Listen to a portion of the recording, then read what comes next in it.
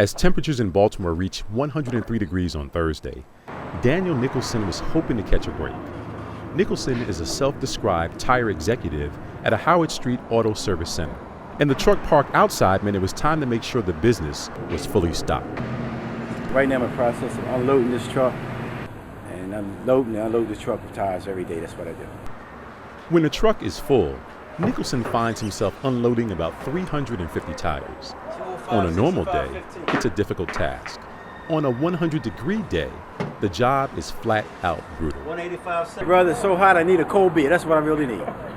Well, the first thing you need to do is think about how hot it is and get a lot of hot, cold water. And it'd be real nice to put a gallon of water in the freezer at night to take it with you all day so you can be cooled off, and you don't want to get dehydrated out here.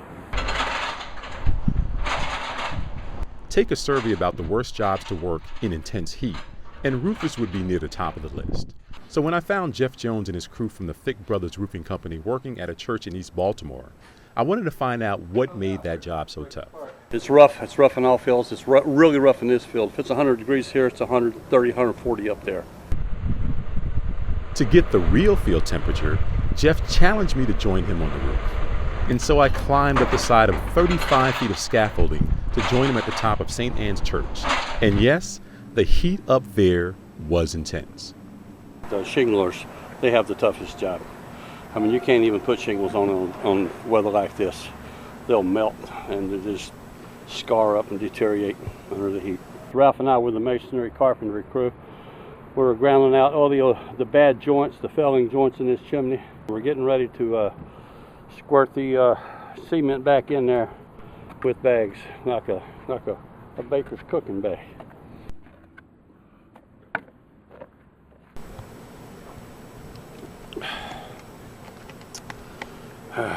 H2O, nothing like it.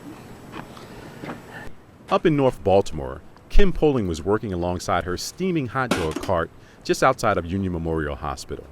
While we found Poling serving up a couple of well-dressed dogs, it was a rare sale of her main product. Don't sell a lot of hot dogs, mostly drinks. You know, being hot, a lot of people don't eat. It's heavy. The change in the way people eat in the heat, according to Poling, is costly. At least $100 or more. You lose $100 a day? Yes, when it's this hot. From the hot dogs, you know. I mean, I still sell a lot of drinks, but still lose sales on the hot dog part. At the Baltimore Zoo, there was little break from the heat for Jen Cotton. You see, a new prairie dog exhibit opened, with one group of animals introduced to another. Cotton's job? To stand watch at the exhibit and make sure the prairie dogs didn't kill each other. Prairie dogs are very, very territorial, so we were concerned that there would be some turf wars between the old group going after the new group, but we haven't seen any signs of aggression at all so far today, which is good. On a decent weather day in the summer, upward of 4,000 people will visit the Baltimore Zoo. With Thursday's triple-digit temperatures, that number was 201. Becky Benner, who is an animal keeper with the elephants, noticed the animals operating at a different pace in the heat. Slower. They're a lot slower today, a lot quieter. Actually, though, we do have, they have been in the pool more often, so they're definitely active in the pool, but otherwise they just tend to be throwing mud on themselves. Out in the city of Baltimore on one of the hottest days of the year, with one of the most uncomfortable assignments I've had in a while, I'm Jerry Bembry for 88.1 WYPR.